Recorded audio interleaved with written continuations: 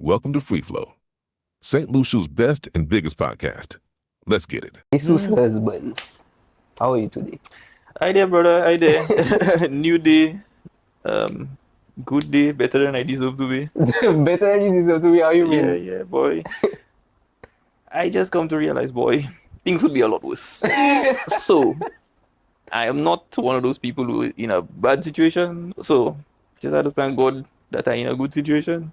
That's true. Better than I deserve to be. that's And it's a something very- I hear Dave Ramsey say actually on his show. Whenever he has a radio show, whenever people call in and they ask, how you doing, he says, better than I deserve to be. Admit it or admit, rich. So, and it's just something to kind of put yourself into perspective and say, like, boy, there are people below you, there are people above you, you're not where you need to be yet, but you in a good place. So, better than I deserve. True. Whose name is Dave Ramsey? Dave Ramsey is a This real estate investor in the Oh. US, and he teaches a lot about financial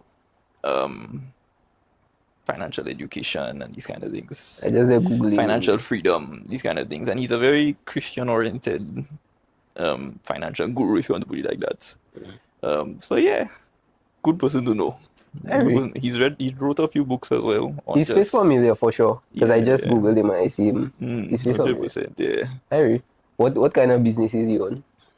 Well, he's mainly in real estate. Well, I think that's how he built his wealth. He built his wealth in real estate. But now I think what he does is mainly in helping people to get out of debt. So more like a mentorship. Yeah, more like a mentorship kind of thing. Assist people with financial aid and these kind of things. Yeah. Dream dinner guest. Name 3 people that you would love to have dinner with, alive or dead. Tell me why. 3 people I would like to have dinner with. So if you could invite 3 people to dinner, dead or alive, that's damn good. Jurgen Klopp is 1. 2. Boy, that's a damn good question. Jurgen Klopp would be 1 for sure, because that man has brought a lot of happiness to my life. 2, I would say Mo Goddard, and the 3rd person I would say is, can I say God? any being, I guess. Yeah, Jesus, I guess. The Father, yeah. Now you're the 2nd person on this show to tell me Jesus. Really? Yeah, Ryan, I think it was, that told me that it was Jesus, his grandmother, and somebody else I cannot remember. But yeah, Jesus is crazy. So since Jesus / God is the only name I can pronounce, what are those 2 people? Okay, so Jurgen Klopp was the former manager of Liverpool Football Club. That's a club I support. Yeah. Right? And boy, all my life supporting Liverpool, we lapo, okay? We lapo. I gained pressure whole of college. I gained pressure whole of for my whole life. I taking pressure away. Until Damon became the manager of the club. And things turn around and we start winning and win Premier League, win Champions League, these kind of things. So now I can give fellas talk. So, fellas can't tell me nothing again. So, Jurgen Klopp, for that reason, I think he didn't... What would you ask him? Boy, I don't even need to ask him nothing, just to Just be in his sit down and presence, smile. just let him know, like, bro, you brought so much happiness to my life, brother. Just thank you so much.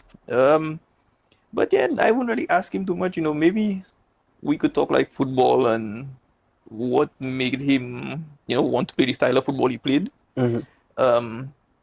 But yeah, just to admire, just being in presence.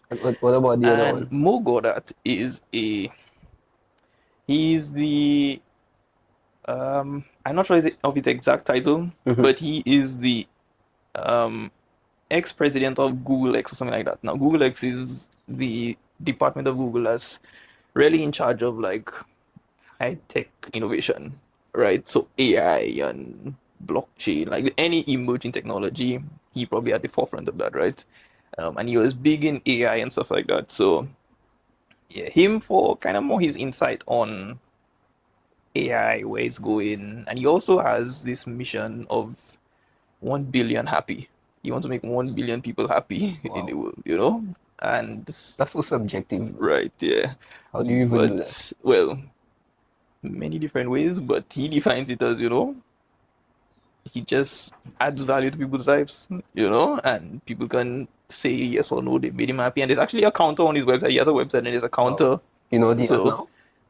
I've actually never visited the site. I just maybe just like once the first time I heard it, but I've never really gone and kept track of it. But yeah, those two for sure, and then Jesus boy. I mean, who wouldn't want to speak to Jesus, bro? Like really, like I mean, if he's I think even if he's would want to speak to Jesus, boy. you don't think so? I guess yeah. I guess yeah. I think so. To realize, like, because they obviously they realize they're wrong. Right, So, 100%, yeah, 100%. I don't know if it would be too quarrel, to 100%, fight, or yeah. to I don't know. Yeah, but interestingly enough, I don't know if you've seen these videos on TikTok and stuff going around of if he's speaking to like people who like Catholics or Christian people. What? Because there's a show called I think Jubilee or something like Right. that. There was I saw that one. But I mean I don't go too deep into it because it's like I'm not trying to have people question the faith too much because I'm trying to figure it out myself at the moment. So yeah, You trying to figure it out at the moment? I am trying to figure it out, Really? like actively trying to figure it out. Did at you the grow up moment. in religion? 100%. My grandfather's a deacon. He was a deacon in the church for a long time in the Okay. Catholic Church. But I would say my own faith has been questioned a few times. That's how I Really? would put it. I went through periods where it's like I always acknowledge that there's higher power, but that doesn't mean I actively had faith in that higher power. Let's put it that way. Okay. You always acknowledge there was a power. So I guess just to put it in terms I understand, you always knew there was a higher power. I Because always knowing and believed believed. in, Okay. in a higher power. So acknowledge that, not everything you do is you doing it, and not everything that's happening is, of your own doing. What made you believe though? Because I guess you grew up in religion, so was that Right, something yeah. that I guess was programmed into you, or Um, you from personal experience you believe? a bit of both. A bit of both. One, like I said, my grandfather's a deacon. I grew up both parents very Catholic, very Christian, and they definitely did try their best to make sure that I knew that there is a God above and He does everything for our own good, right? Whether we like it or not, whether we know it, whether we can see it or not, that there's a God doing those things for us. So I've always heard it, but I've also realized myself, boy, I'm somebody I learn very different. I learn like let's say you tell me something today, like you try and teach me something today, I'll maybe learn that in 2 years. Like What? yeah, it's strange. It's like how they say like How you go through school, bro? By the time you reach Form 3 yeah, or Form 1 just loading. boy. Well, you see, school now is like, boy, that's just memorize things. But to say I actually learn and I understand that, okay. I seen like, boy, for me, knowledge just come to me at times when it's like when I need it, if that makes sense. So like, you might teach me something, and in the moment, I probably understand it, like understand what you're saying. Logically, I understand what you're saying, but like to say like I fully understand and experience and know what you're trying to tell me there. Wow. So would It's you say you religion. learn from like reflection? Yes, for sure. So like it have to kind of sit on your mind for a little while. You have to process it. Sometimes you compare what somebody tried to teach you to something else that happened to you, and then it's starting to make sense Yeah, in a hundred certain way. percent, 100%. It's like when I was playing football, we had a coach, and I remember one day we had a group chat on WhatsApp, and I remember he had put a quote in the group, and it said, "Wise, um, smart men learn from their mistakes. Wise men look at smart men and make their own mistakes, but learn from the mistakes of the smart man." Right? Basically, to say, smart men, regardless, you tell them what it is, whatever, whatever, they have to make the mistake for them to learn. Whereas the wise man can look at the person making the mistakes, Mm-hmm. learn from it, but make his own mistakes as Yeah. well, you know? And boy, that always stuck with me. And it's like, boy, which am I? And the more I look at it, I'm the smart. As much as I would love to claim that I'm the wise, I'm not, you know? So I have to make my own mistakes. I have to. And that's why I say I learn from reflection. So it's like, you might tell me something, that thing actually happens to me now. And I'm like, oh, Mm-hmm. you know, that makes sense. That's what you're trying to tell me. That kind of thing. Yeah, man. I think I've heard that saying before. I would say I'm the wise man because again, the same thing. I will watch somebody and I'll be like, okay, Yeah. yeah, I not like that. yeah. That's the thing. So, I mean, as Uh, much as I would love to claim it, like, yeah. boy, just No, my be brother is honest with so. My myself. brother is just like you. Mm, Like I feel like he would say he's the smart man. So he's the man that have to make the mistake and right. Yeah, thing. yeah, yeah, yeah. And I guess his personality type too, Mm, because I don't know. That's just speculation, obviously, but I guess you would be more inclined to fail and kind of be able to just brush it off. right. Yeah. So for me, Right. Yeah. I'm not inclined, I'm not naturally inclined to fail and just brush it off. That's something I had to train myself to do. So I say all this to say I guess the reason why I can watch people and learn from their mistakes is because it's easier for me to watch people fail and learn as opposed to me failing myself because I might just give up. Right. You Yeah. check it Got you. as Got opposed you. to Got you, you. you go fail and you're like, let me just try again. Yeah. You Yeah. check it. Yeah. Yeah. So Yeah. it's But you know, easier. funny enough, you say that, and it's like I always used to think of myself like that, like I was afraid to fail. But boy, I look back and boy, I think like, yeah, boy, I You fail fail a so many lot in times. life, you know. Like, bro, I look back and I like, dog, you really fail, like not fail as in hard failures, but like things that could knock you down and you're going back. I think like, boy, I brushed off a lot of things that a lot of people wouldn't be able to just come back to, you know, and do things. I like, wow. So it's just like an admiration. That's why, you know, better than I deserve to be because, you know, I'm in this position because of everything that happened before. Whether I like it or not, that's the truth. So you wouldn't change anything from your past? No, I don't think I would change anything. Yeah, I feel If I could fast track things, maybe, but yeah. yeah, I wouldn't change. I feel like I'm the same way because I would want to. I honestly, I truly would want to change things from my past, but I just feel like that would be a mistake, bro. Right, yeah. Because obviously that's what made you. You check it, and like I so happy with the person I am now. Right, yeah, I'm yeah, so yeah. satisfied and like proud. Like I feel like my 16-year-old self, probably around Form 5, would be like, wow, boy, like you're not a millionaire yet. Yeah, Like yeah, we for wanted to be sure. a millionaire by about 25, but you're not a millionaire yet. But I feel like I have everything else. Boy, You check that's, it yeah, man, that's in a good terms way of to the think about happiness, it. I have the drive, I have the discipline, I have the, you know, just the vision, and bro, I'm in love with life. You Yeah, check it, 100%. so That's a good way to see it. yeah, I don't think man. I'm there yet, but I'm on the way. I'm What on would the you say way. you are? The discipline part still coming, but discipline is such a funny thing. When I was younger, boy, I was probably the most disciplined person I knew. Right? Really? From primary school up until like I want to say so after, boy, discipline, dog, people couldn't tell me nothing about discipline. Like I remember primary school, this is my day. I remember to a T.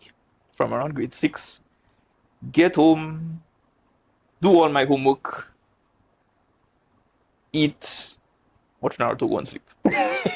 I don't know. Is he watch Naruto that show me that? Because Naruto used to go on at 9. Yeah. And my I remember bedtime, that. I remember that. my bedtime was 9, so I used to have to, boy. And them time his TV that was inside, so you had to go and watch the TV. You couldn't Exactly. And the thing is that my bedtime was 9 too.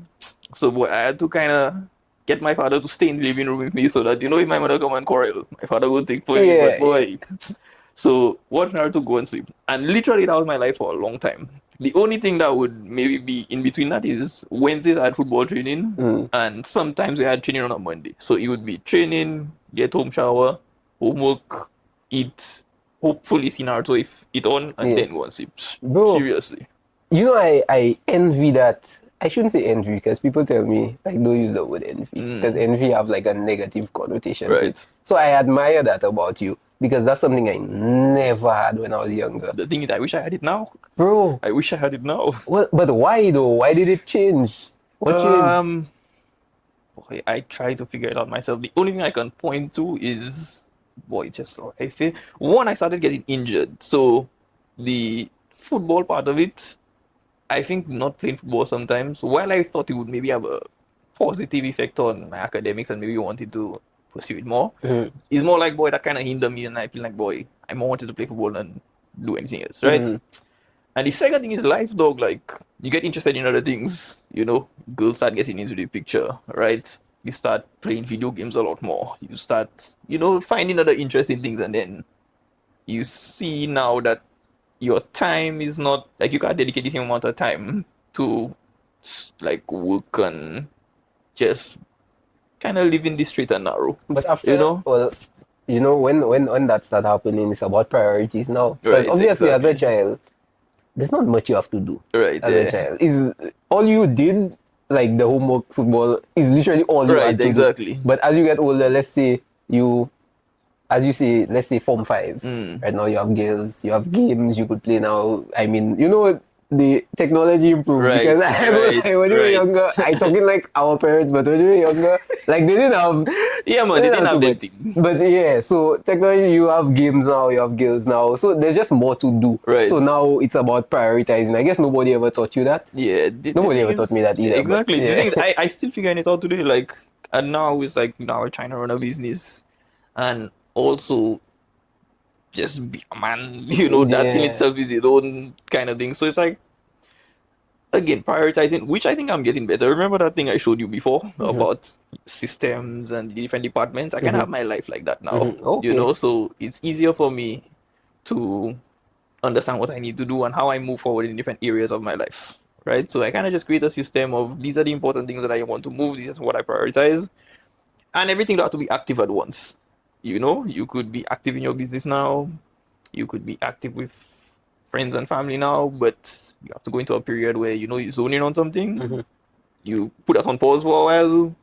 I find Theoretically. people that have the deficiency, let's say in discipline, they have to do like an extreme version of it. Because I actually feel like what you showed me, like, for context, guys, you were showing me about like business development strategy or project management strategies, and basically have your projects and your tasks and all that kind Right, of yeah. thing. I find that's extreme for your life, because I mean, your normal life, you just kind of go through life. But I guess as you have a bit of a deficiency when it comes to discipline, you have to make everything extremely organized. Extra effort. Yeah, My yeah. calendar is crazy. Calendar is crazy. Yeah, but speaking of business though, Melior Software Development Agency, is that the full name or is it just Melior? It's just Melio, Okay, but it's a software development I love the agency. name, by the way. I love the name. I have no idea what it means. Where did the idea come from, and what does it mean? What's the So, story behind that? the story behind Melio is interesting. So, Melio is the Latin translation for the word better, Okay. right? When we started Melio, Melio is myself, Herschel, Seeley, and Sherwin Pierre. That's who are the active co-founders, right? You'll have to show me these people. That's Yeah, people no I know, problem. or? You know them because all of them went college. Oh, okay. Right, so you know Definitely. them. In your year? Yeah, in Okay, my year, definitely. right? So you know them. Yeah. And there's actually another founder, but she's no longer with us. Okay. When I say on that, I a- mean in the business. Yeah. Yeah. Good note or bad note? Good note. Good Okay. note. Good note. But yeah, Melio started as a what is the best way to put it?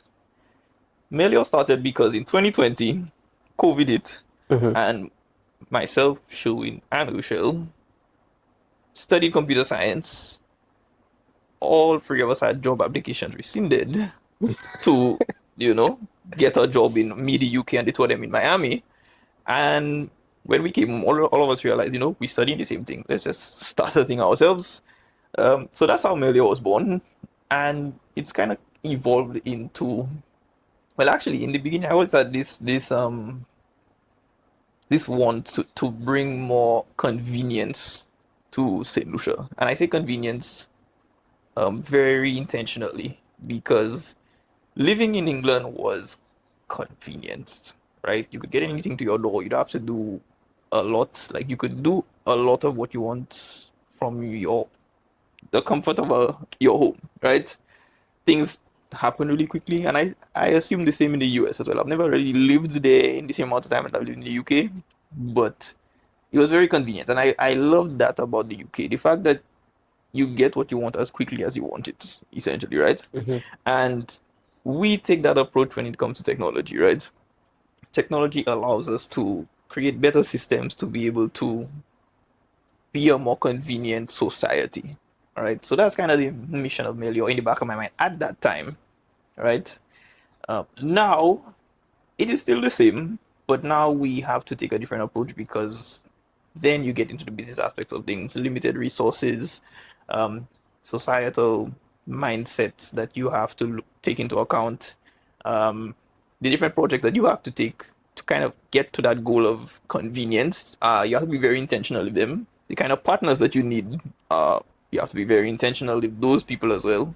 So that's kind of what Melio is now. It's a software development agency and tech consultancy because we have to partner with the right people and then we have to build the right tools to become a more convenient society using technology. Yeah, man. I love how I guess I don't say younger generation because I don't even know if we are the younger generation anymore. True. But I'm more thinking of, well, you're the optronics guys. Right, yeah. There's another one, is it Gen Tech or something like that? Gentech Analytica, Yeah, there's in biotech, yeah. yeah. So I love how these guys, well, y'all trying to make St. Lucia like the US, trying Right, to yeah. get St. Lucia out of being a third world country, bro. Because that's what it is. That's what it looks like. Right. What the optronics guys calling it The Silicon Forest. yeah, Silicon Forest. Yeah, And I like find that so phrase. beautiful, I like that bro. phrase, yeah. I find that so beautiful because at the end of the day, the fellas trying to make that's a real change, bro. Yeah, 100%. That's generational change. That's change that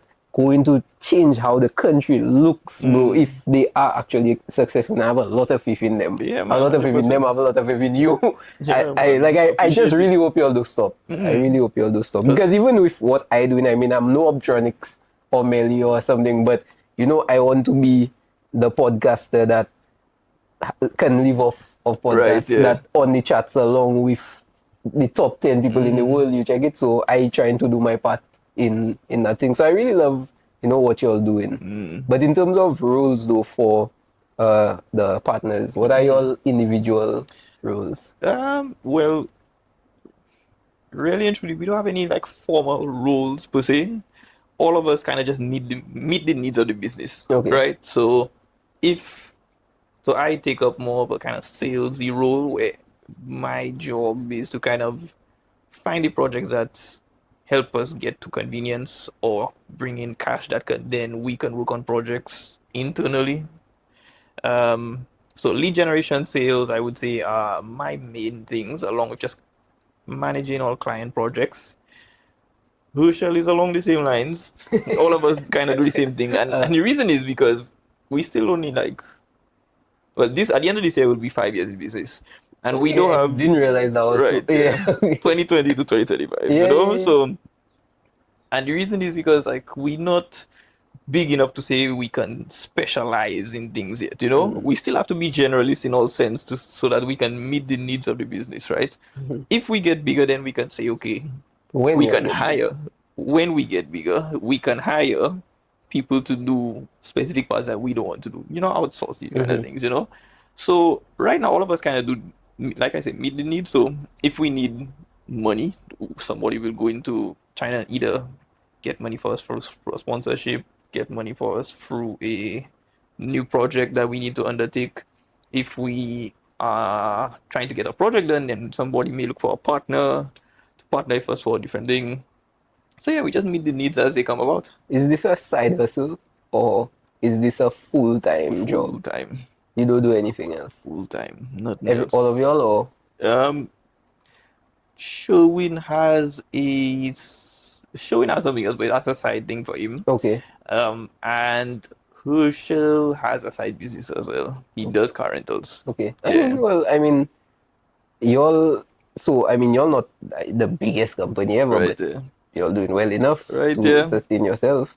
In terms of software development, for people like me that don't really know anything about software development, what is that and why do people need that? Why do we need the skill or why do we need software development? Why do we need software development as businesses? Okay, and got that you. kind of thing? Think of it this way. the camera is running on a software. We can see each other through that camera because of a software, right? Your computer runs on software. Everything runs on software. Technology runs on software, and to be able to control it and have actual use for it is from software. AI is software, robotics will run on software. So a lot of systems that we have in place are because of softwares that have been created to fill in roles, right? So there are literally anything you could think of, the government, when you DigiGov, right? The new thing where you can get your license online and these kind of things, that's software, websites, all these things are software. So you need software. One, for if you want for marketing, your whole business can be a software. Spotify is a software. The whole business is a software. So there's a lot of things that you can do with software, and the purpose of it will only become more apparent as time goes on because of the rise of AI. For sure. I can Yeah. see, bro, I feel sorry for any business that does not hop on the AI train, Right. because this is the future. This is the only thing I see in the future. You 100%, see, boy. AI will take a lot of jobs. I mean, I Yeah. feel like it will provide a lot of jobs also, but it'll take a lot of jobs for Yeah. sure. So people that stuck in, I don't know, selling water by the road or whatever. Well, Obviously, I don't think that Yeah. affect thing. But all I'm saying is the people that don't hop on the AI train, Yeah, well, the thing is, I think, boy, AI is such an interesting thing because I don't think anybody can say for sure this is what's gonna happen, right? I don't think there's anybody, because really and truly, what's happening with AI is we are building technology that will be smarter than human beings. Full stop. Full stop, right? And then once you add robotics onto that, it's then a matter of they are now smarter than us and can do things better than us, right? So the way I like to think about it is more in a positive manner, because I hear a lot of you think about it in a negative way, like loss of jobs and these kind of things, Terminator kind of like. But I think of it in a way of, boy, it's in its infancy stages, right? So it's up to us to lead it in the direction that's best for humanity, right? We could think of it in a positive way where now everybody can have what they want and there's no scarcity in the world. Yeah. I also can think about it in a way where because of AI, it's almost like you can stop working and kind of focus on what life is really about. Right, The true meaning of life. exactly. Human connection. Yeah. Right? And I feel like, boy, that's a major thing that people are missing out on. People are afraid, obviously, because I think in the short term, there will be a loss of jobs and all these things for sure. But I think if we guide it well enough, the world is ours, bro. We will solve a lot of world problems. And I think a lot, we get to focus on, like you say, the things that matter in life. Yeah, man. In terms of, I actually read something, a post you made or something like that. I can't remember where it was, but I believe you said you prefer software development as to designing. What's the difference, and why do you prefer development as opposed to? Okay, that's nice. So design is actually, let's start with development. Development is the backbone of what the software is, right? How the software works, right? The functions that happen, everything that happens. The design is what we see, right? The interaction that we have with it is the design. So for example, WhatsApp, the design is there is an input on the bottom, there is all the messages in between, and then there's a bar at the top with the person contact, right? For Instagram, the design is a long list of image, few icons for interactions, and then the person's account at the top, right? That's the design. What you see is the design, right? The development is everything that has to happen behind the scene to one, create the design and make sure everything works. So when you press the heart, it turns red. You see the heart go up on Instagram, Animation. right? And the person gets a notification on their end. Kiva has liked your post, when you swipe up, it actually scrolls. So that's the development, that's the I never development side really of thought things, of that. right? Yeah. So is there a difference? Let me just ask a dumb question. Is there a difference when, like, if you're on Instagram and you like swipe up, would it be like, is there something you actually have to do for it to be so smooth to like kind of like slide up as opposed to just skipping to the next picture? Not anymore, because development has got to the point where there's like boilerplates or templates for everything. So like when you start building something, the technology is smart enough to know, okay, this is a mobile device and this is a horizontally or vertically scrolling list. So you don't need to, it won't break unless you develop it wrong. Yeah. Then, it may break in some way and you kind of have to do it side by side. And you can also develop it so that it does, when you swipe, it literally just does an entire skip. You could design it both ways, but the default right now is if you're creating something and you're developing it, when you are developing it in a mobile application and you're using what we call a vertical scrolling list, it will automatically do it for you. Anyway, okay.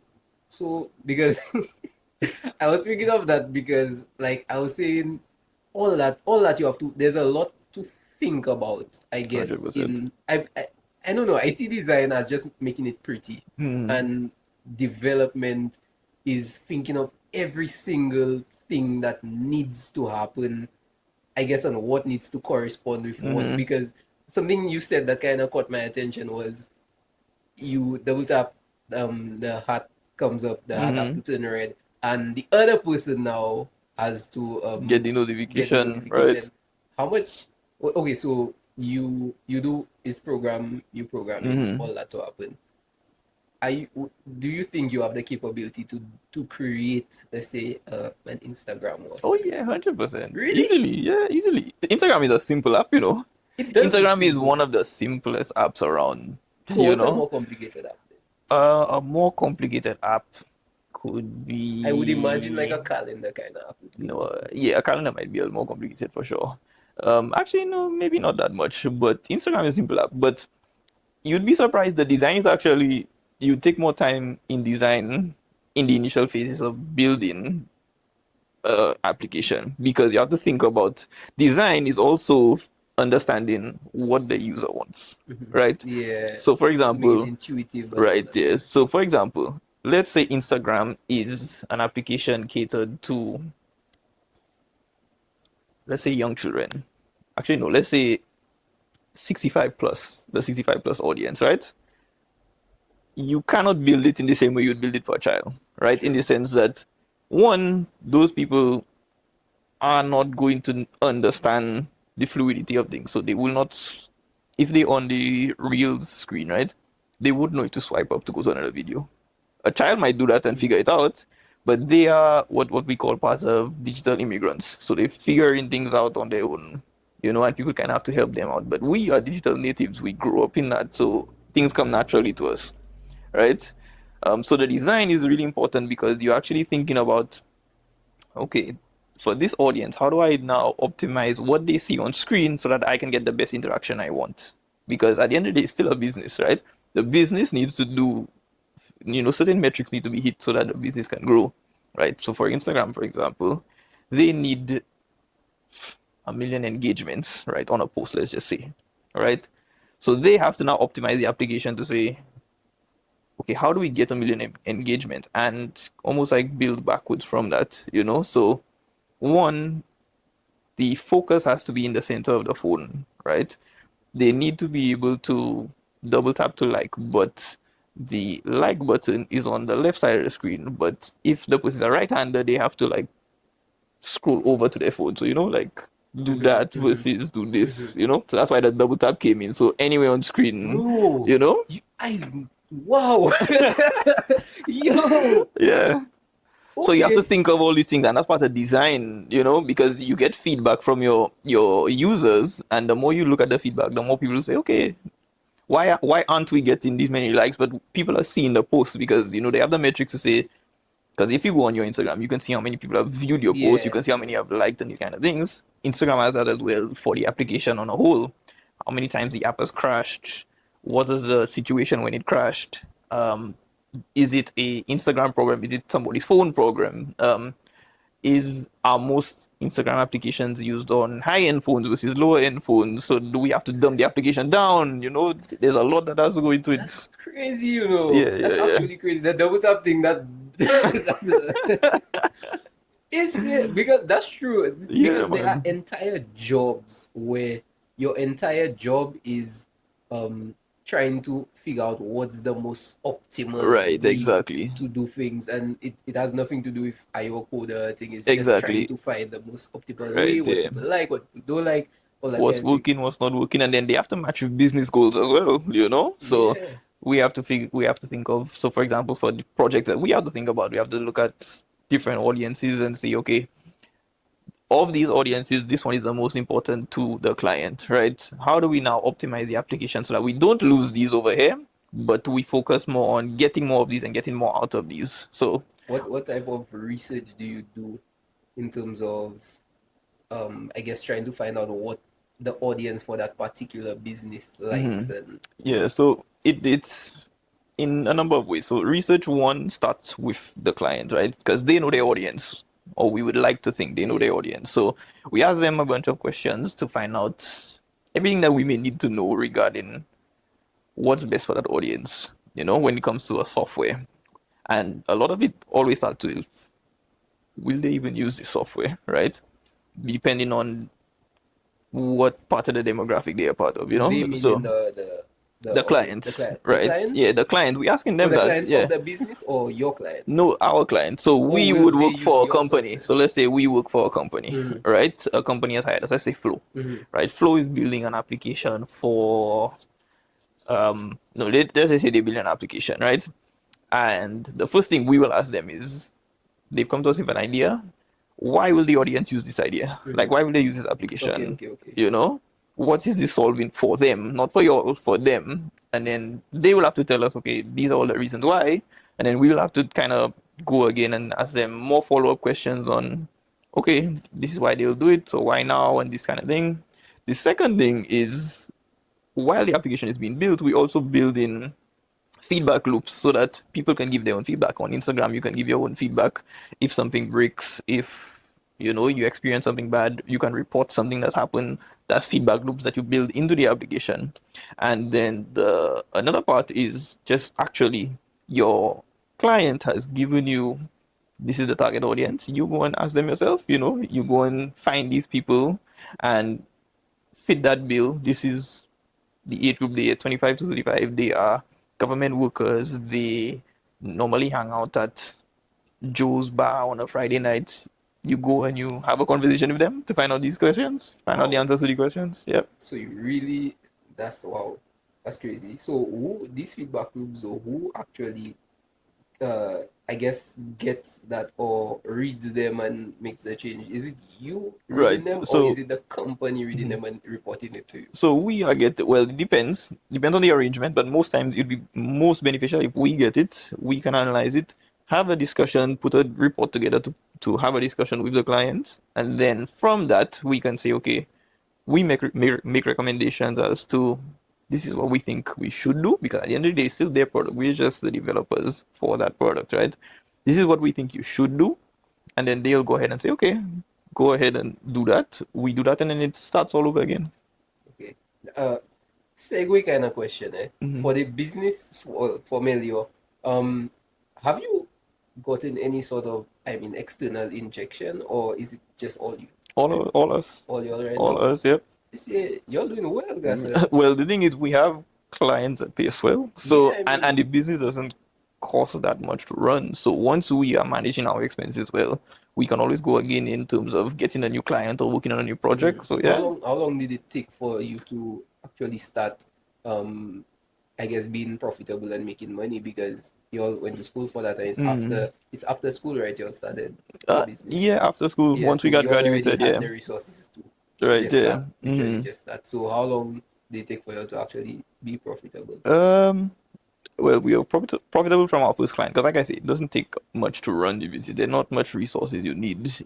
We start putting expenses together when we realize, okay, this can make us better. This can make us better. But our first client came in, I think, February of 2021. And it wasn't even a software development client. It was a marketing client, social media management. 'Cause that's what we started about the time. But then we realized really quickly we don't want to be doing that. We want to be doing software development. We want to be building a website, at least So, building a software of some so sort. you literally, so a business came to you for you all to manage their social media, so post for them, that kind Right, of yeah. thing. Actually, no, we went to them because we were just cold calling people. Yeah, okay, And then, okay. and she's still our client today, But now we do something totally different. We manage an entire product for her, So yeah, that's how it started. Okay. And yeah, from that one client, we are profitable. I understand you're also in the AI space. Mm-hmm. Why should businesses consider AI?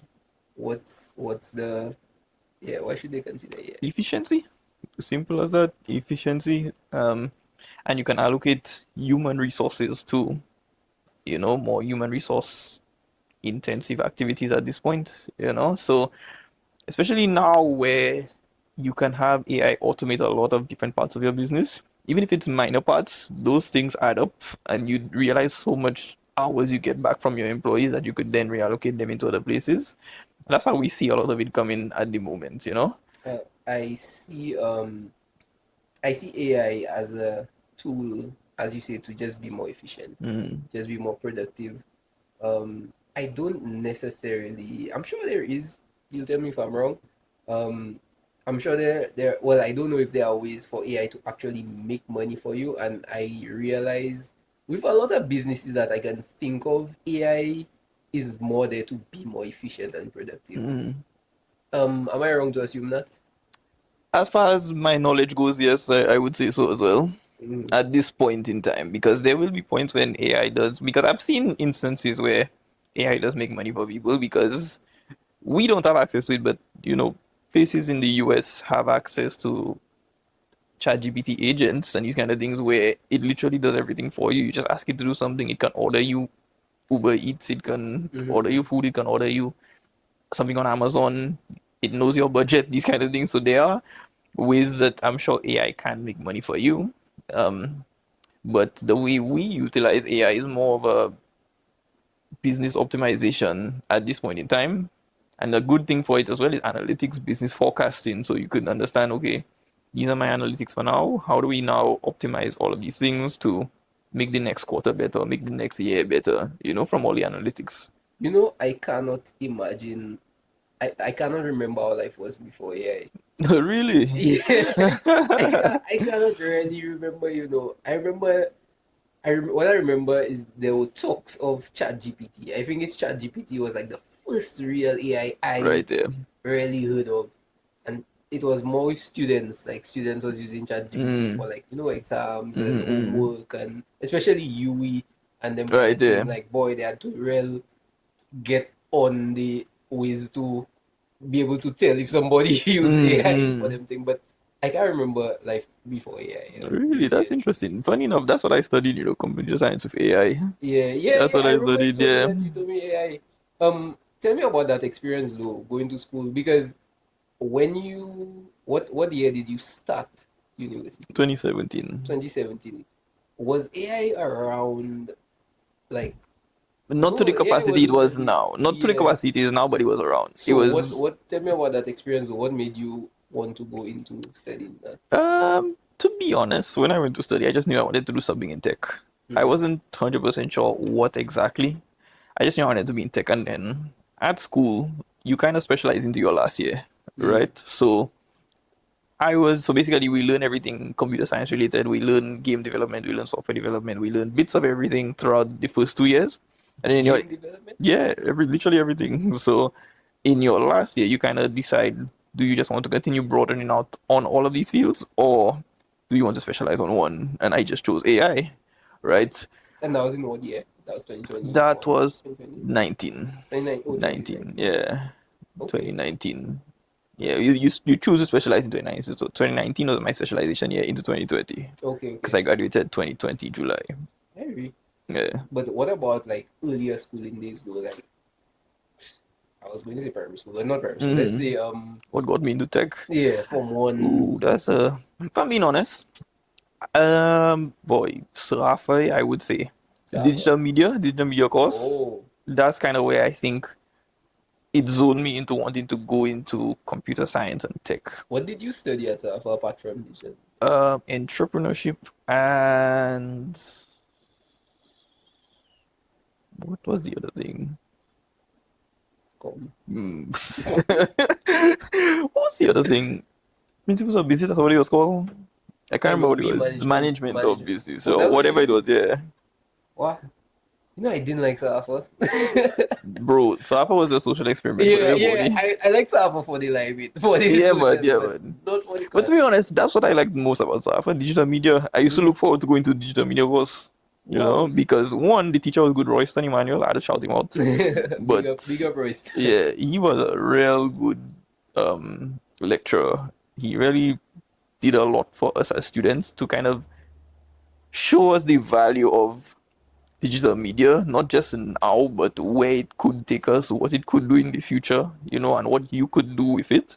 And I think all of us, well, some of us from that have definitely taken that on and are still in the digital media space, in the technology space, in some way, shape, or form. Hmm. You know, so that's kind of where my interest in tech really started to grow, because in that you kind of get introduced to coding, you get introduced to media production, you get So you'll introduced to actually, as you said, did like introductions to coding and all right, that, yeah, and yeah. that's like something that's compulsory or Yeah, no, it's just part of the course. It's oh just part wow. of the course, yeah. I didn't, I guess I never really knew what digital media But the was. thing is, my year was the second year that digital media was introduced. Oh, So, okay. it was a really fresh course. Mm. So, yeah. Yeah, I now come to think of it, bro. Like the saying, if you knew then what you knew now, I would do things so differently. At the end of the day, You I still end can't. up here. Yeah, I still end up here, bro. Because that seemed like something I'd be Yeah, man, interested in. 100%. A lot of people would be interested in it. I can tell you that much. Yeah, man. Especially now, guys. Everybody's an influencer. Everybody doing things on Everybody. social media. Everybody making content. Everybody posting things. These things would be so useful. So you saying more from Sava? So secondary school, you didn't really. Nah, secondary school, I wanted to be a footballer still. I don't know. I really want Bro, you literally legitimately. up until I went to university in England, I wanted to Mm. be a footballer. Straight on, I wanted to be a footballer. So all through Sava, while All doing through digital. Sarafa. Wanted, like, I had the interest in, like, the interest was growing in tech for sure, but I still wanted to be a footballer. So So, when did that change? boy, when I reached England, boy, that, let me tell you, boy, no give up. But what were you Oh, doing like in terms of because you could see like people that on okay, let's say a Julian Alfred. right there. Julian running from No, side. but that's the thing. I Yeah. played football since like grade two or Yeah, but three. like what kind of formally or were you I don't know, I don't really I'm not a football fan, Yeah. sorry. But were you ever like on a national team? Yeah, yeah. I was on so I got called up for a trial for the national, I think it was under 19 when I was like 15. So Mm. like I was You were probably there. real good. Like Uh, college, I was the top scorer in the school competition in our last year when we went from five. Like I was a damn good football player, damn good. Like I went to the US on two soccer camps, nice. in one in Connecticut at Yukon University, and the second one was at Charlton in South Carolina. And that's actually where I met my coach who recruited me to go to my school in the UK. Right? So I ended up getting a football scholarship from him there. Oh you so you actually on a football scholarship in Yeah, reality. yeah, so that's kind of where, and that's why I seen like, boy, I reached in the UK there. You reach. I don't make it, doggy, so I just a few steps away from making it. But boy, when I go to the UK, I remember my first match. I'll never forget that. Contrast. Boy, that ain't nothing like playing football in Lucia or in America. Because boy, it freezing cold. Like that not nothing nice. I remember playing the game. I have gloves on. I have like two pairs of socks. And I cannot feel my feet. And that time in England, that was the first time they had like bad stormy snow weather in like years. And I say like, boy, the year I come is the year you'll have snow all kind because it hadn't snowed in England for like 50 years. What? Yeah, because England not a place it does snow like that. For true? Yeah. I didn't know that either until I got there. Really? Yeah. Like England was like the coolest place. Yeah. So Alongside Antarctica. right. So it's like, boy, that happening there, and I like, boy, I remember playing the game and I literally cannot feel my feet. I run in, I cannot feel my feet. The ball coming to me, I controlling the ball, I can barely feel my feet. I don't know what's going on in the game. At the end of the game, I remember taking out my boots and my shoes and my socks, everything, and my feet purple, bro. Like cold. Frostbite kind of thing. Yo, I was so shit scared at that time. And then I just remember when my coach told me, don't worry about that. Just when you get home, don't jump in a hot bath one time. Just kind of let yourself cool out. Then slowly just put your feet in some warm water. And then you will be fine. What's that experience? Brother, I tell you, after that, I finished football. I want to play it again, bro. And the thing is, push for that, guys. no, but the thing is, it's like, you have to realize at that time, that's work now, like that's not your hobby anymore. Like that's work. And then with us, we had to, like, training was like 4 o'clock in the morning. I'm not a morning person, brother. So I dig in hours to go to training all the time. Right? And then you always playing in that cold weather, and I'm a Caribbean boy. I'm not used to that, So you always have your gloves, your this, your that, but it making it better, but it's like you still have to deal with all that, right? So then that's when I realized, like, boy, that's when it clicked for me that it's not as easy as you think, which I mean I understood from young, but still that's when it's like, okay, do I want to continue doing this? Is this the path I really want to be on? Do I think I'll really enjoy doing this for the rest of my life? Right? And while I'm in England all that time, I think, like, boy, there are so many different things with technology happening, dog. The contactless payments we have now, the tap and pay, they had that long time, brother. And them little things just fascinating me, because I in the place there and I like, wow, look at how convenient all of this is, right? I don't have to go and get cash from the ATM. Once I have my card, just go anywhere, tap and pay. Not even just that, like, to the point where I go to, like, I had a group of friends. We would go to, like, a restaurant or something, and even splitting the bill wasn't an issue. It's like one person could split the bill, all man just send him the cash back, and it's like that happening instantly, And I remember the finance part of it, really, the finance tech really fascinated me. But then when we got into our course now, then that started showing me all different types of tech that is within the ecosystem that you don't even know is, like, impacting your daily life. One that really made me be like, what? Sliding doors and AI. What? Like the automatic sliding doors in the supermarket. is on a sensor. The sensor has to understand when that person is at a distance to be able to open the door. If that doesn't work, the door not opening. Let me interrupt you. Since it's on an AI or whatever it's on, I'm assuming it's easy to fix. You see the Massy Waterfront Massy supermarket. The door to enter Massy supermarket waterfront. I think you have to kiss the door to open, my brother. Every time I go Massy supermarket waterfront, bro, I'm not even exaggerating. Today I enter the supermarket, I was here in front of the door. Yeah, and man. It wasn't opening. So all these kind of things, you just realize, like, boy, there's really so much tech around, and a lot of it is software and hardware, So it just started, my interest started moving more towards technology than it was football. Like, I still love football. I still interested in football. Like I said, Jurgen Klopp would be one of the people I want to have a dinner with, But it just goes to show, like, boy, coming from this country, we realize that, I mean, at our time as well, where social media wasn't as big as it is, our mindset was so limited, right? Going overseas just opened up my mind, opened up my horizon. You realize, like, boy, and even now, like, you think about the knowledge you have, it's like you only know this. And there's so much left to learn. Do you think You know? if you studied computer science, let's say you did online school or Hmm. something like that, do you think if you studied it here in St. Lucia and you just continue to live your life here in St. Lucia, you think Melio would even exist? I don't think it would. Yeah, I I don't don't think think it it would would. either. I don't Because think it would. that's why people Because keep I think the traveling so much. environment is what really got me interested in it. The change of environment. And then coming back to Right. inconvenience. Boy. Well, that Probably changed. boy, that had to happen. And especially during COVID, bro, when like we locked down, fellas can't go to the supermarket like how they want. The idea really came to me during quarantine. I'd love golden apple during COVID. Because You can't go nowhere, dog. yeah. Well, boy, that's so true. Bro. That's so true, though. Well, but yes, let's switch gears a little bit. No problem. You lost your father at what age? That same year, 2017. 2017. How old 20. were you? You 20. 20? Mm. You're 20, yeah.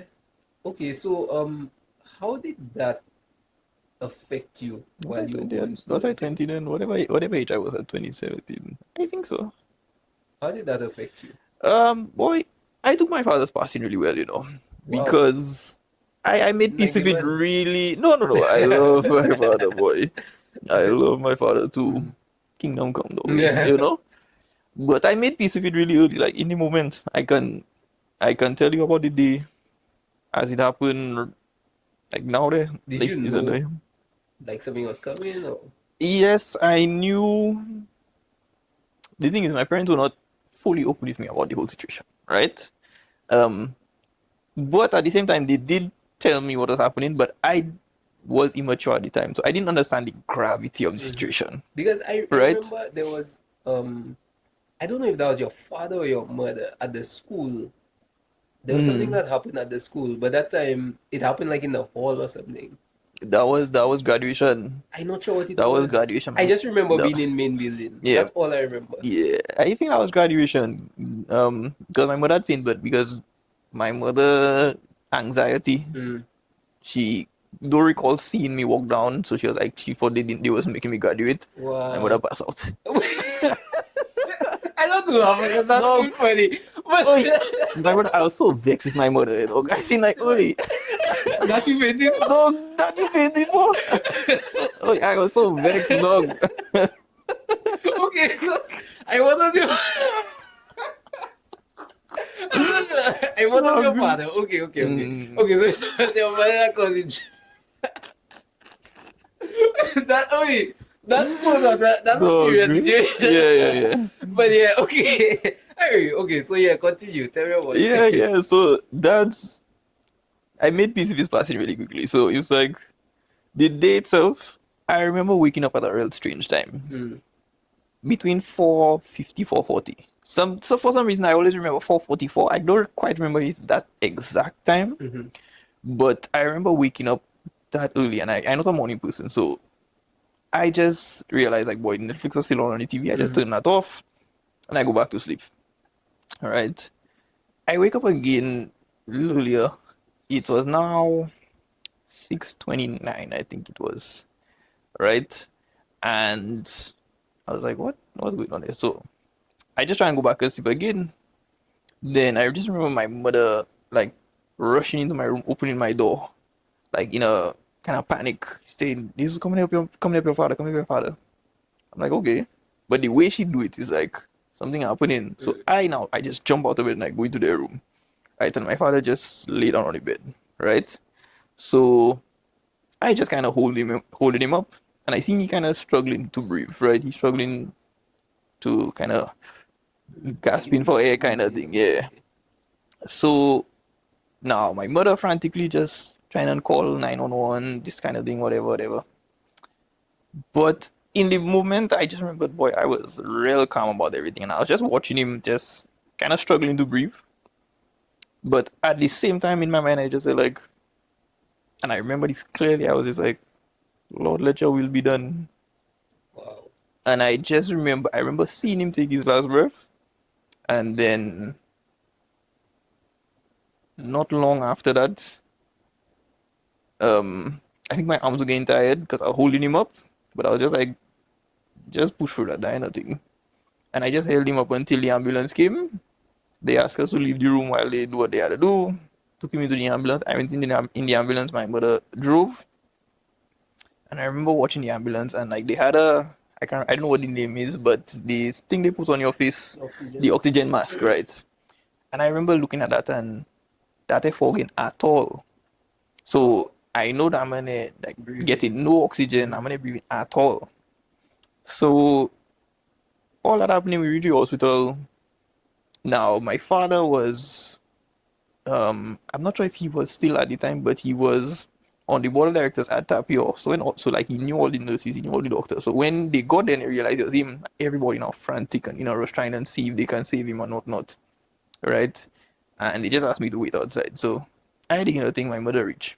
All that time though, what was going through your mind? What were you thinking? The job will be done. Lord, the job will be done. Seriously, like I had made peace with it early out because I knew when I saw him take his last breath, I knew I wasn't going to see him again. Wow. Yeah. That's a very stoic way of just Right. I don't know what I would do. Yeah. The thing is, boy, there's a God above. Before, like leading up to that, and I look back at that year. In that same year, I started meditating. Right. That same year, early on in the year, I think around February, maybe January, February, I started doing meditation and I got into meditation. So every day I'll be meditating, these kind of things, and boy, I genuinely just a calm guy. But that just made me even more stoic, as you say. And I think all that was just kind of God preparing me for that moment. Because it's now, him passing away is now, I can't take it too hard. Or in the sense I look back at it and I'm like I can't take it too hard because boy, I have to be there for my mother because my mother was in a mess. My mother probably still grieving today. It's a lot better, but my mother grieved for a long time. How was You know? that though? Just being there for Boy, in the early stages, the thing is, it was rough on her because 2017 is the same year I went to school, so she was alone for a while. She moved in with my grandmother, but still to her it's alone because she don't have her husband anymore and her son not around. that's your immediate family. Right, and I'm an only child, so it was really rough on her for a long time. My mother called me every day, every single day, and I did nothing because I know how it is too, but I make peace with it. So it's like at that point, I'm just supporting my mother. And as well, I love my mother, so I don't mind speaking to my mother and thing. Sometimes it got annoying. I go like, Yeah, I was going to ask you that. but I go just not answer my mother. I know what happening. But yeah, it was being there for her was difficult to see her like that, because my mother probably cry every day, dog, for the whole year. Did you cry? No, I didn't. But again, it's because I made peace with it in the moment. Yo, that you saying that, you keep saying that, but that's just so crazy to me. The way, boy, and the thing is, another thing for me that made it so much easier for me. If he could choose, he would have chose to die like that. He would have chose to die in my arms. Bro, your father died in your arms. Yeah, dog. Yeah, dog. I weighed like a crest. Happened, what? So did he had an enlarged heart. Okay. Right. So essentially, what happened? Layman's terms, his heart stopped while he was sleeping. Right?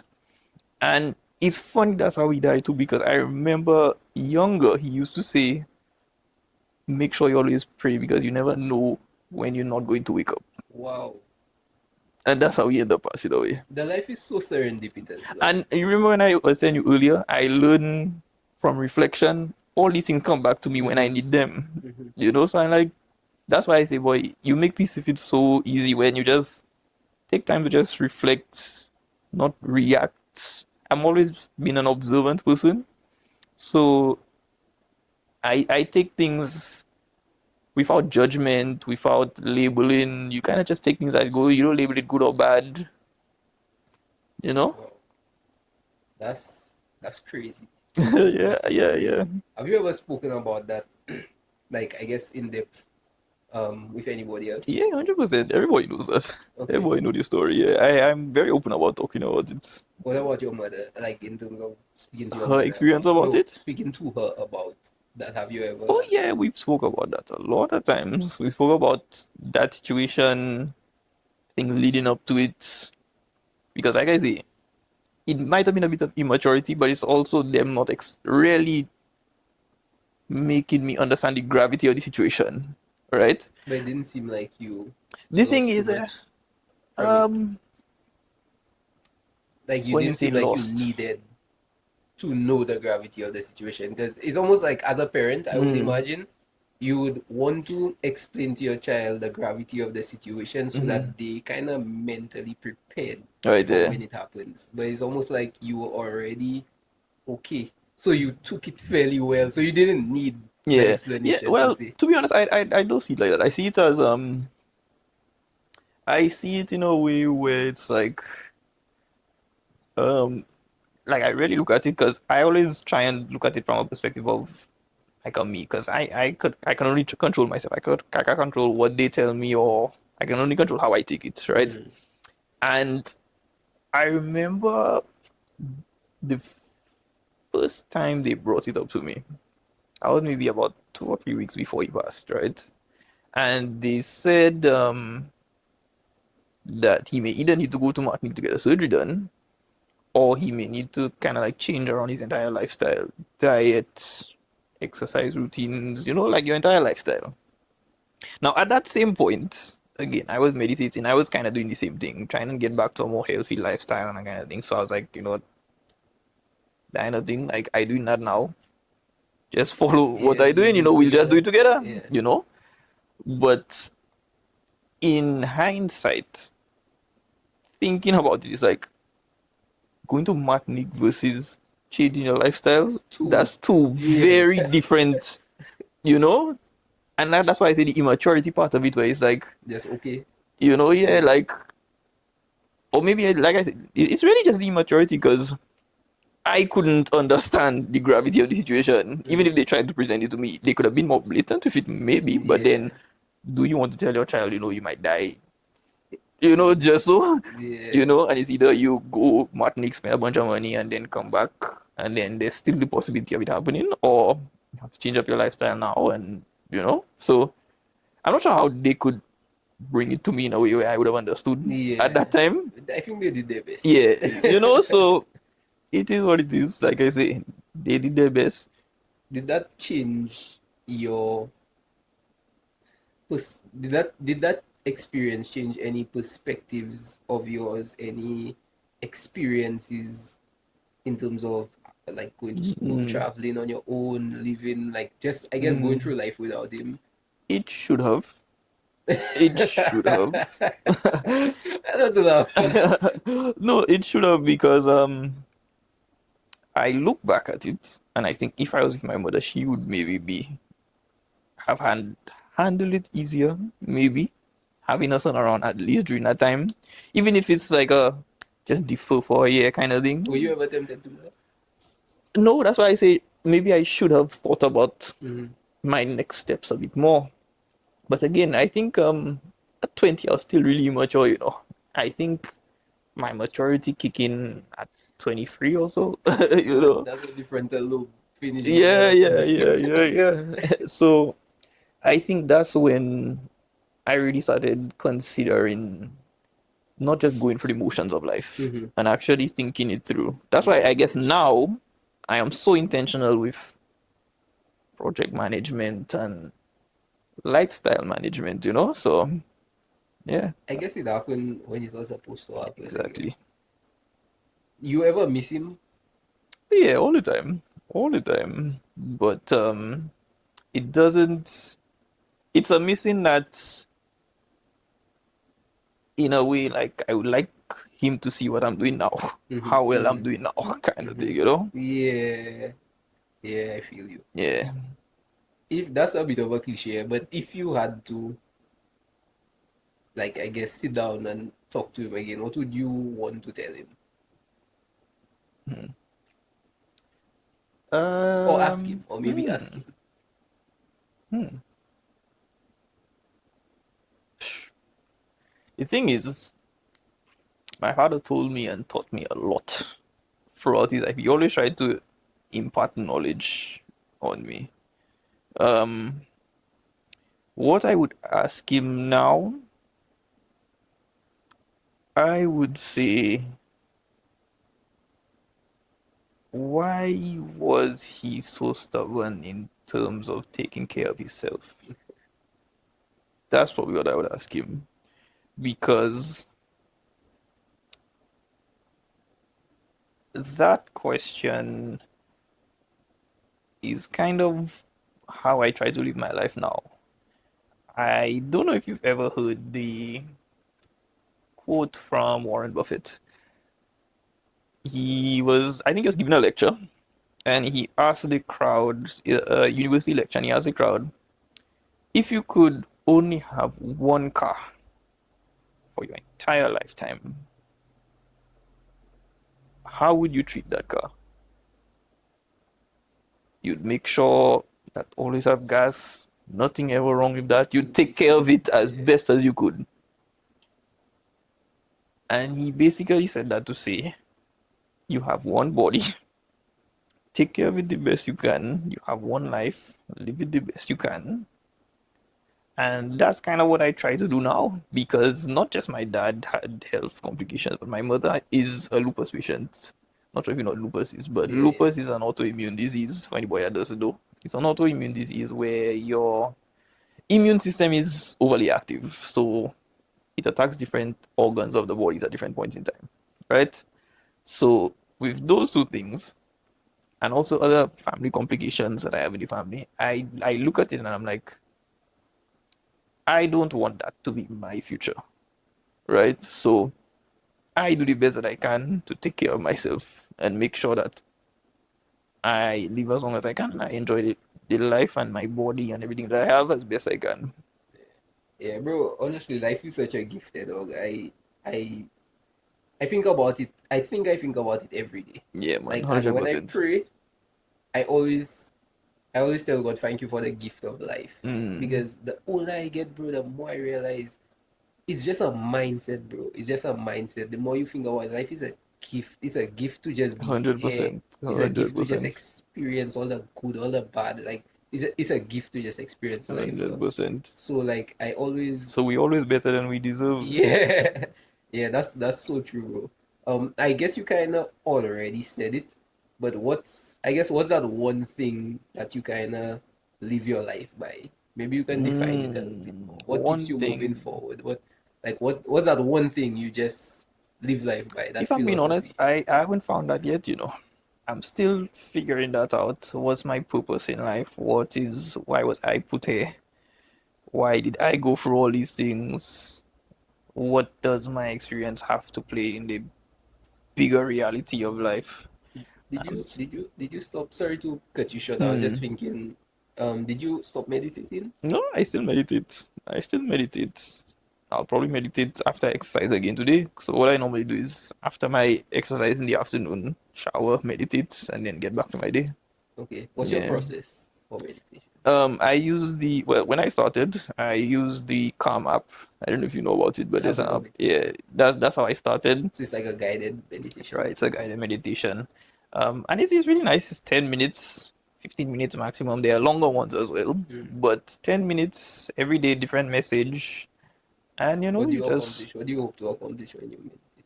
um just to continue to have a good sound mind. That's the goal of meditation for me, just to be able to continue to be stoic, continue to have the mind to be able to think and be intentional with everything that I do. Nice. Because I actually took up meditation seriously probably like a year ago, let's say a year Mm, ago. And meditation, I think, has been life changing to right. me. That's how I feel too. It's been life changing to me. And um, I think, crazy enough, I'm Mm, experiencing all the benefits of meditation now. So mm, while I was meditating before, I guess I don't know, but I don't think I was experiencing the real benefits. Is mm. now that I don't even meditate as much as I used to. Right, I yeah. used to meditate every single day. I still have like a streak I used to do. So I used to try Same, to meditate same. every single day. And sometimes you do it 15 days in a row, you miss a day, and but I used Mm-hmm. to try and do it every day.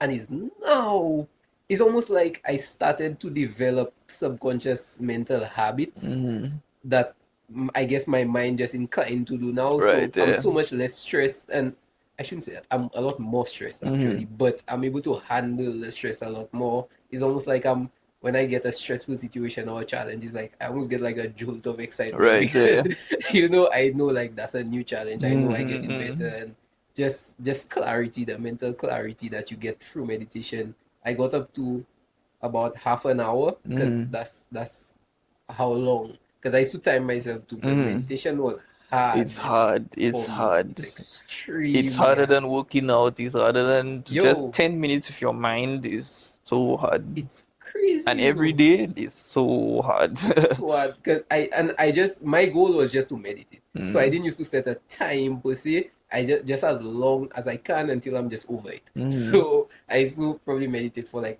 maybe 5 minutes until I'm like, no, I'm not doing that Right again. there. And then I feel like I got the hang of it. So it's almost like you're just observing your thoughts or focusing on one Right thing, there.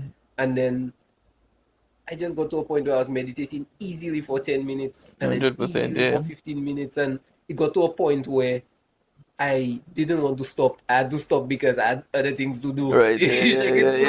yeah, So I think actually the furthest I've gotten to is maybe over half an hour, over about 45 minutes of just sitting down there with Yeah, myself, just with bro. your thoughts, yeah. Yeah, and it's so crazy. So yeah, I would recommend meditation to 100%, 100%, everybody. Everybody should take a 100%. meditation. Yeah, man. But that's a crazy story. But Yeah, man. honestly, I have I'm happy that you got through it in a way that you did. Especially if the type of person your mother is too. Boy. Imagine if you were just like your mother, like Boy. both of y'all. There's a God for a There's reason, a man. God They for a couldn't reason. have told my mother. Now, mind you, there's my boy. I always say this about my parents. I got my calm, observant, intellectual part of myself from my dad. But you see, like hard work, never give up, die Tenacity, hard kind of attitude. That's my mother, bro. That's my mother. Straight up, bro. fighter. Bro, my mother will get through something. Best believe, you see my father pass away there, there's no chance my mother letting something like that happen to her. No chance, you know? So it's like, I had a good balance growing up, you know? Seeing my mother, well, not that my father didn't work hard, but like, my father was more of a thinker, my mother was more of a doer, right? And yeah, man, just that hard work, that's which I didn't have growing up, right? Is more now I see it, you know, the ability to just get up every day and be at it. You know, you have things to do, you have to get done. So, and I'm realizing now as I'm more a business person, you have to understand the signal to noise ratio. So I've heard that before. yeah, Signal to noise from Diary. right, yeah, that's why I heard it as well. But it's like it's so important because I've heard it before that as well. But essentially, that 20% of what you do in a day has to be the noise, or what distracts you is the noise. The signal is the things that move you forward to where you want to be. You know, you have a goal. This is what you need to do to get to a goal, and that's why I do the project management calendar thing, because I can see the signal and noise, right? Like I can actually see it and say, okay, can I move this all together? Is this unavoidable? And if so, where do I move it to? Can I just not do it at all? You know, is it something that I have to do? So the start of my day is normally the day before, where it's like I just look at my calendar, see what I have to do for that day. I kind of just make sure everything is moving me forward in one way or another, you know? Yeah, I've had a lot. I've not a lot, but I've had some experience, especially in the podcast, where Yeah. I've realized some of what I do is just noise. Yeah, yeah.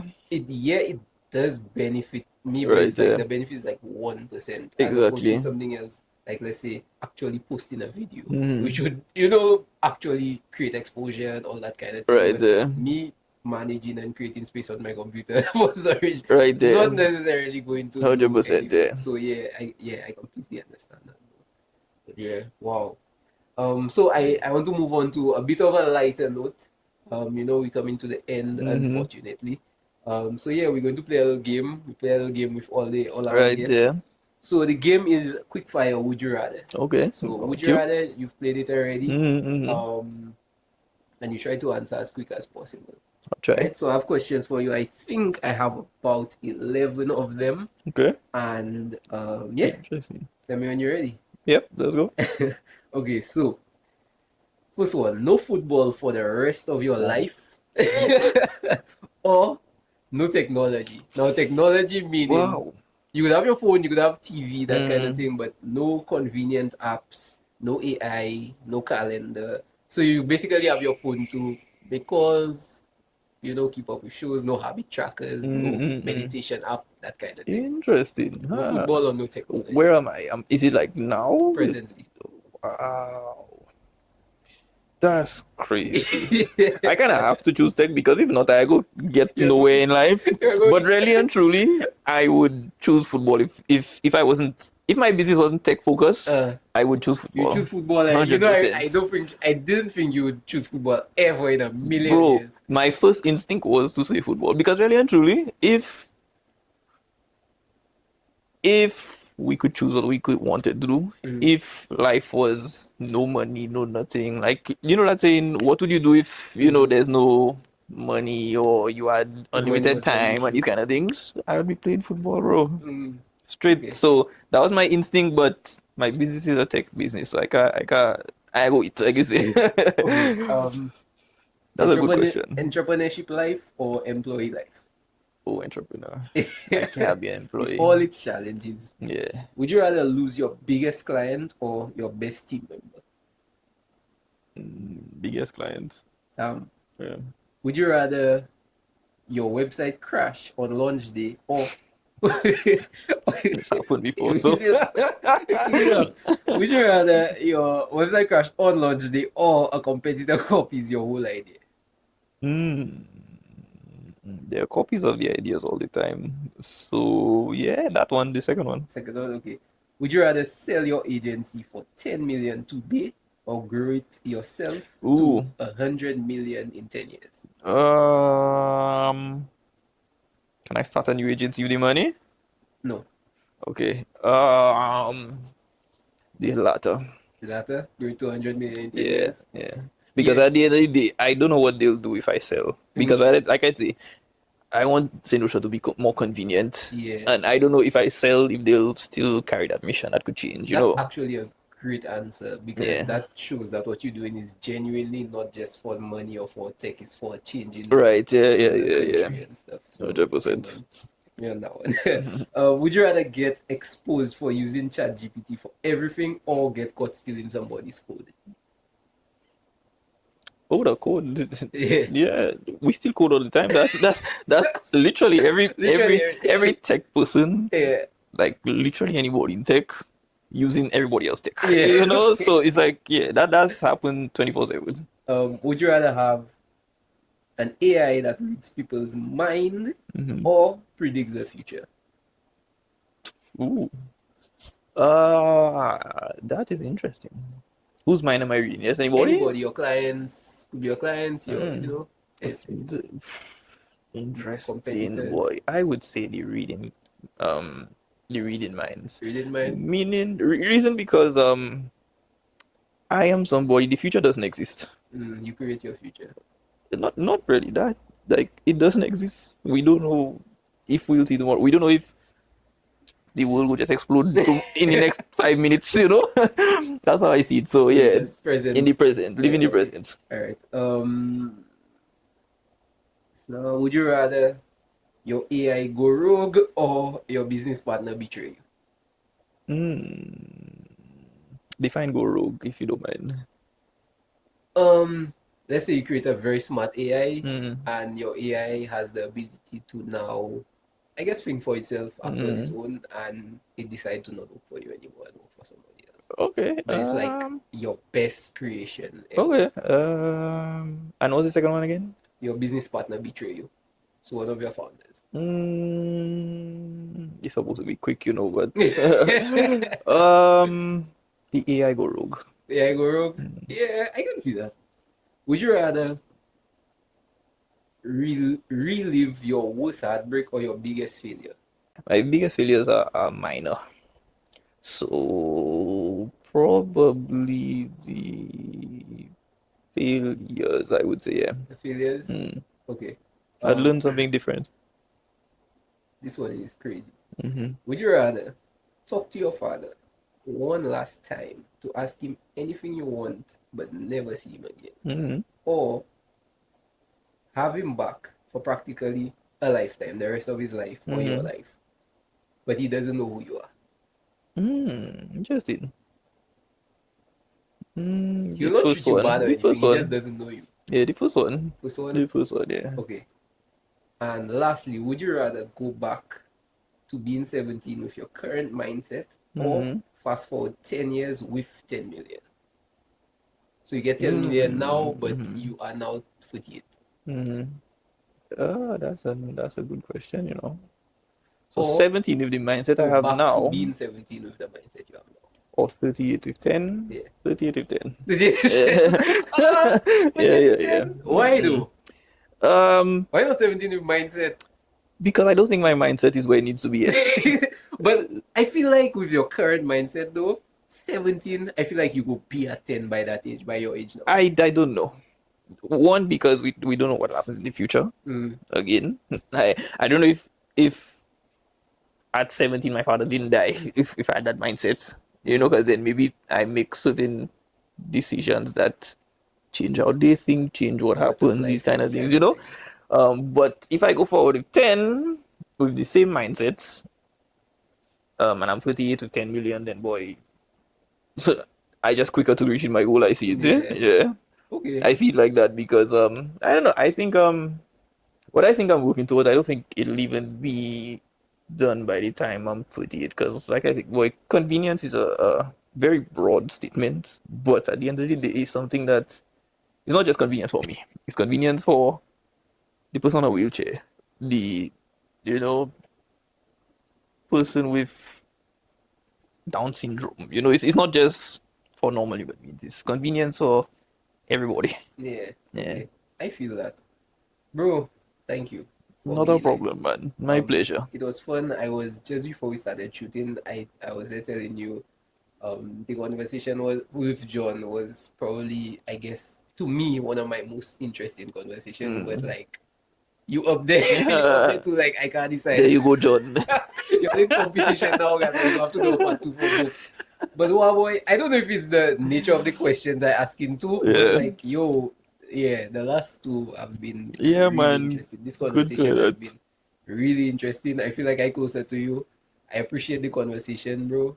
I've learned a lot. But yeah, thank you so much for being here, bro. It was a pleasure having this conversation. Yeah, with you. man. Cheers, buddy. Yeah, man. No, already. Yeah, so we've come to the end of the episode. Make sure you like, subscribe, share, comment, all that good stuff. And we will see you in the next one. Say. Cheers.